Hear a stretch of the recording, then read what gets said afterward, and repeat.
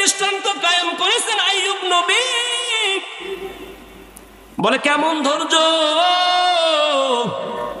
আল্লাহ তাআলা আইয়ুব নবীকে এত সম্পদ দিয়েছেন, এত সন্তান সন্ততি দিয়েছেন, কিন্তু এত কিছু দেওয়ার পরেও আইয়ুব নবী আল্লাহকে ভুলে না। জোরে কোন সুবহানাল্লাহ। এর নবীর আশিকের দল, শয়তানের মাথা গরম হয়ে গেল, আল্লাহকে ডাক দেয়, আল্লাহ তোমার আইয়ুব সম্পদের মায়ায় পড়ে ইবাদত করে, সন্তানের মায়ায় পড়ে ইবাদত করে, এত সম্পদ দিয়েছো দেখেই ইবাদত করে, যদি না দিতা তো ইবাদত করতো না। আল্লাহ কয়, আইয়ুব কি জন্য ইবাদত করে দেখতে চাও?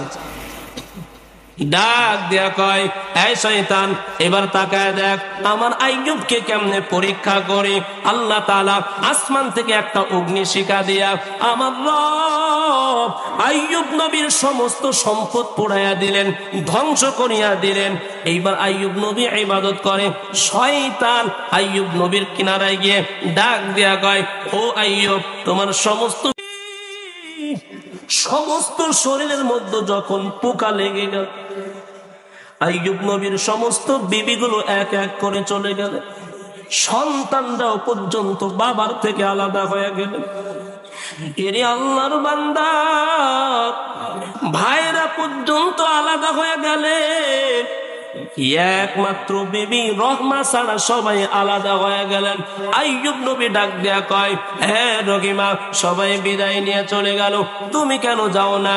ওই রহিমা ডাক দেয়া কয়, হে আমার প্রাণের স্বামী, ময়দানে মাহশার যখন আল্লাহর কাঠগড়ায় দাঁড়াবো, আল্লাহ যদি বলে, হে বিবি রহমা, সবাই চলে গেছে, তুমিও কেন চলে গেলা?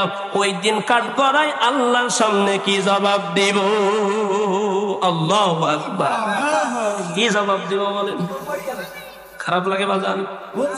ঘটনাটা শেষ করবো, হ্যাঁ চলবে ঘটনাটা, কিন্তু তার আগে একটু ঝামেলা পাকাবো নাকি?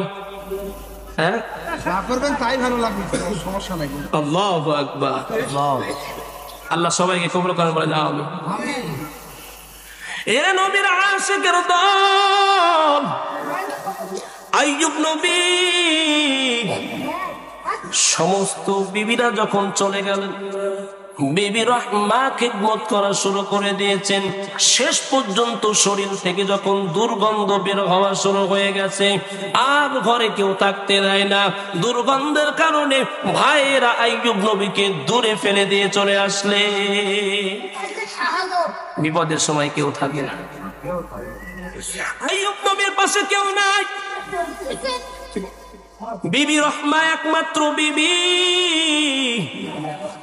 যিনি মানুষের বাড়ি কাজ করে করে স্বামীর খেদমত করেছে। জোরে কোন সুবহানাল্লাহ। এরে আম্মা জান, স্বামী আপনার জন্য বড় নিয়ামত। যদি আপনি স্বামীর খেদমত করতে পারেন, আল্লাহ জান্নাত দিয়ে আপনাকে ধন্য করে দেবে। ওই স্বামীর সাথে কখনো বেয়াদবি করবেন না। স্বামী যদি কোনো অন্যায় করে থাকে, আসিয়া যেমন আল্লাহর কাছে দোয়া করেছে হেদায়েতের জন্য, আপনিও স্বামীর জন্য হেদায়েতের দোয়া করেন, আল্লাহ হেদায়েতের নূর সিনায় পরায়া দেবে। আসিয়া ফেরাউনের ঘরে এত কষ্ট করে ঈমান নিয়ে যদি থাকতে পারে, আপনি আমি কেন পারবো না? কথা বলেন ঠিক কিনা? কেমন ঈমান ছিল তার? বিবি রহমা শেষ পর্যন্ত মানুষের বাড়ি কাজ করে করে আইয়ুব নবীর জন্য খাবারের ব্যবস্থা করে। এর নবীর আশিকের দল, কিতাবের মধ্যে বর্ণনা এসেছে, শেষ পর্যন্ত মাথার চুল বিক্রি করে স্বামীর জন্য খাবার নিয়ে এসেছে। জোরে কোন সুবহানাল্লাহ। কত কষ্ট! জিহ্বা ছাড়া সমস্ত শরীরের মধ্যে পোকা। আল্লাহর কাছে ডাক দেয়া কয়, দয়ার মালিক, আল্লাহ সমস্ত শরীরের মধ্যে পোকা দিয়েছেন, কোনদিন আপনার কাছে দোয়া করি নাই, বরং আমি আইয়ুব পোকা যদি জমিনে পড়ে গেছে সেখান থেকে পোকা তুলে আবার ক্ষত স্থানে লাগিয়ে দিলাম। ও আল্লাহ, আজকে আমার আস্তে আস্তে জিহ্বার মধ্যে পোকা চলে আসছে। ও দয়ার মালিক, যদি আমি আইয়ুবের জিহ্বার মধ্যে পোকা লেগে যায়, এতদিন আমি আপনারে ডাকতে পেরেছি, কিন্তু আমি আইয়ুব আর আপনাকে ডাকতে পারবো না। আল্লাহু আকবার। কোনো কাজে লাগাই একটা বকরি ক্রয় করলাম, এরপরে এখান থেকে বহুদিন হয়ে গেল, বাচ্চা হইতে হইতে অনেকগুলো বকরি হয়ে গেল, একটা পাল হয়ে গেল। বেশ কিছুদিন পর ওই আল্লাহর বান্দা আমার দরবারে আসার পরে ওই যে পারিশ্রমিক চাইলেন, আমি বললাম সামনে তাকায় দেখো, যত বকরির পাল সবগুলো তোমার। জোরে কান সুবহানাল্লাহ। এমন আমাদের মানুষ বাংলাদেশে অভাব নাই, আছে? খুঁজে পাওয়া যাবে না, হারকিন লাগে। এরে নবীর আশিকের দল, এবার ওই আল্লাহর বান্দা ডাক দেয়া কয়, আপনি আমার সঙ্গে মস্করা করছেন কেন? এতগুলো বরকি আমার কেমনে হলো? ডাক দেয়া কয়, এরে আল্লাহর বান্দা, এই সবগুলোই তোমার, কারণ তোমার ওই পারিশ্রমিকের টাকা দিয়ে একটা বকরি ক্রয় করলাম, সেখান থেকে আল্লাহ এতগুলো বরকত দিয়েছে। জোরে কান সুবহানাল্লাহ। ডাক দেয়া কয়, মালিক, এই আমলটা যদি তোমার দরবারে পছন্দনীয় হয়, আল্লাহ পাথরের বিপদ থেকে মুক্তি দাও। আল্লাহ এবার পাথরটাকে পুনরায় সরাইয়া দিলেন, পুরোটাই সরাইয়া দিলেন। জোরে কোন সুবহানাল্লাহ। বিপদ থেকে রক্ষা পাওয়ার মাধ্যম কি? মাধ্যম নেক আমল। মাধ্যম কি? জোরে কোন। তাহলে 1 নম্বর গুণ হলো ঈমান, 2 নম্বর গুণের নাম কি? নেক আমল। কি আমল? নেক আমল। 3 নম্বর গুণের নাম হলো পরস্পরকে হকের কথা বলা, সত্যের উপদেশ দেওয়া। আজকে জমিনের মধ্যে সত্য কথা বলা মানুষের অভাব নাই। হ্যাঁ, সত্য পাওয়া তো মুশকিল, মিথ্যা খুঁজলে সব গোলাই। ঠিক না ব্যাটিক? জোরে কর। কিরে বেটা, আসস কই? আছে শিবপুর, কয় বানেশ্বর। ঠিক না ব্যাটিক? 24 ঘন্টা মিথ্যা, মিথ্যা, মিথ্যা আর মিথ্যা।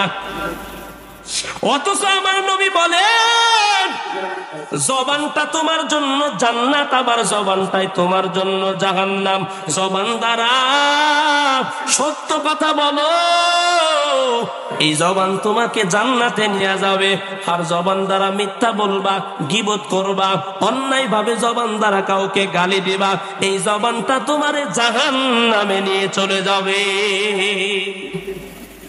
তাহলে 3 নম্বর গুণ কি? পরস্পরকে সত্য কথা, সত্যের পথে চলা, হকের কথা বলতে হবে, হকের দাওয়াত দিতে হবে। কথা বলেন ঠিক কিনা? নবীর দরবারে এক চোর আসছে। কি আসছে? চোর আসছে।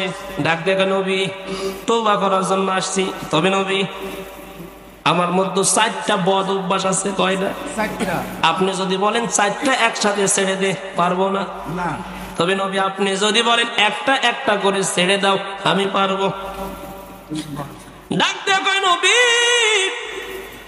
1 নম্বরে আমি চুরি করি, 2 নম্বরে আমি জিনা করি, 3 নম্বরে মিথ্যা বলি, 4 নম্বর নবী আমি মদ পান করি।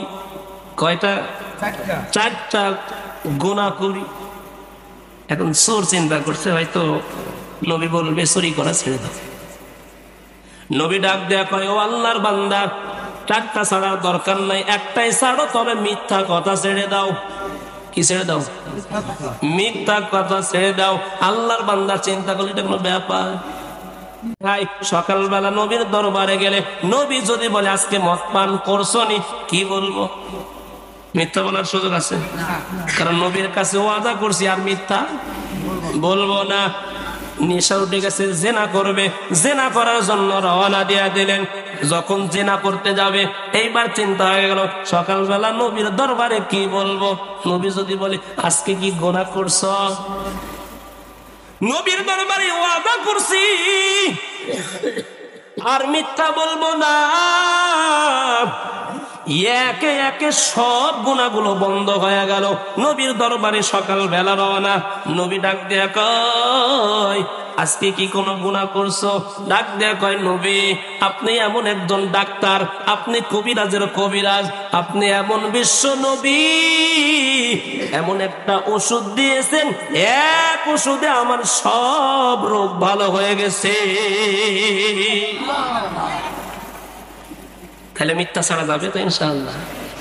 কি পরিমাণ যে মিথ্যা কথা হয়! মিথ্যা কথা না বললে মজলিস জমে। এমন মজলিস আছে না নাই? সকাল থেকে সন্ধ্যা পর্যন্ত মিথ্যা মিথ্যা মিথ্যা। আল্লাহ জবানকে হেফাজত করার তৌফিক দান করেন, বলেন আমিন। 4 নম্বর গুণের নাম ধৈর্য। পরস্পরকে ধৈর্যের উপদেশ দাও, নিজে ধৈর্য ধারণ করো, আবার পরস্পরকে ধৈর্য ধারণের উপদেশ দাও। কয় নম্বর গুণ এটা? খারাপ লাগতেছে বাজান?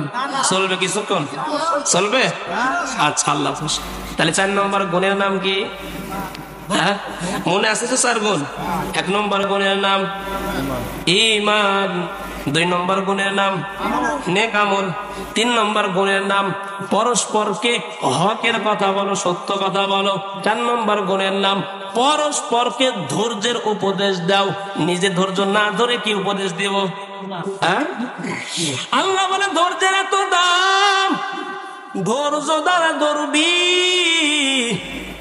তোরা বিনা হিসাবে জান্নাতে চলে যাবি। এটা আমার জবানের কথা না, কার কথা?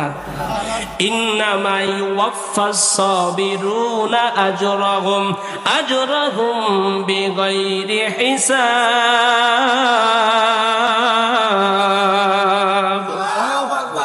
আল্লাহ বলে ধৈর্যের এত গুণ, ধৈর্য দ্বারা ধরবে, ধৈর্য তাদেরকে জান্নাতে নিয়ে যাবে। জোরে কোন সুবহানাল্লাহ। এর নবীর আশিকের দল। আজকে বাঙালির ধৈর্য টের পাওয়া যায় নামাজে দাঁড়াইলে। খালি এক সাইডে গোতাগুতি শুরু, কখন শেষ হবে? কিছুদিন ফজরের নামাজে কেরাত লম্বা করলে আই পিছন থেকে এমন গলা খাকার মনে হয় গলা খাকার দিয়ে আমার সরাই দিবে। রমজানুল মুবারক তারাবি 20 রাকাত নামাজ, মাথা গরম। হায় হায়, এত লম্বা সময় কেমনে নামাজ আদায় করবো? হায় রে বাঙালির ধৈর্য। 8 রমজান ধৈর্যের দৃষ্টান্ত কায়েম করেন, তবে ধৈর্যটা হতে হবে আসিয়ার মতো ধৈর্য। স্বামী একটা কথা বলছে, পরের দিন ব্যাগ গোছায় গাট্টি গুট্টি লই, আপনি ভাবছেন এর নাম ধৈর্য? আছে না নাই? স্বামী কিছু কি বলতে দেরি, তোর ভাত খাবো না, এমন আম্মা জান আছে না নাই? অথচ আমার নবী হাদিসের মধ্যে জানিয়ে দেন, মহিলা আম্মা জানের জন্য 4 গুণ আদায় করতে হবে, 4টা আমল আদায় করতে হবে। এই 4টা আমল করলে আল্লাহর হাবিব বলেন জান্নাতের 8টা দরজা ওপেন করে দেওয়া হবে। কয়টা? মহিলাদের জন্য জান্নাত পাওয়া সহজ পুরুষের চাইতে। কি সেই 4টা আমল?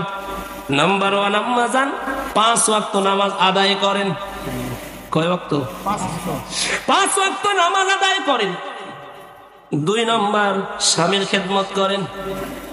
রমজানুল মুবারকে রোজা আদায় করেন। আম্মা জান নিজের ইজ্জত আবরুরকে হেফাজত করেন, অর্থাৎ পর্দা করিয়া চলেন। 4টা গুণ, 4টা আমল যদি কোন আম্মা জান করে, আমার নবী বলে জান্নাতের 8টা দরজা ওপেন।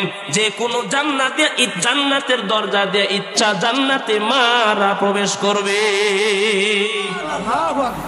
কত সহজ, কিন্তু মারা বুঝে না।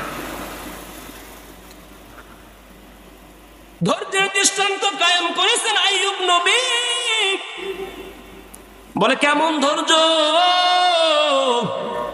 আল্লাহ তাআলা আইয়ুব নবীকে এত সম্পদ দিয়েছেন, এত সন্তান সন্ততি দিয়েছেন, কিন্তু এত কিছু দেওয়ার পরেও আইয়ুব নবী আল্লাহকে ভুলে না। জোরে কোন সুবহানাল্লাহ। এর নবীর আশিকের দল। শয়তানের মাথা গরম হয়ে গেল, আল্লাহকে ডাক দেখায়, আল্লাহ তোমার আইয়ুব সম্পদের মায়ায় পড়ে ইবাদত করে, সন্তানের মায়ায় পড়ে ইবাদত করে, এত সম্পদ দিয়েছো দেখেই ইবাদত করে, যদি না দিতা তো ইবাদত করতো না। আল্লাহ কয় আইয়ুব কি জন্য ইবাদত করে দেখতে চাও? ডাক দেয়া কয়, এই শয়তান, এবার তাকায় দেখ আমার আইয়ুবকে কেমনে পরীক্ষা করে। আল্লাহ তাআলা আসমান থেকে একটা অগ্নিশিখা দিয়া আমার রব আইয়ুব নবীর সমস্ত সম্পদ পোড়াইয়া দিলেন, ধ্বংস করিয়া দিলেন। এইবার আইয়ুব নবী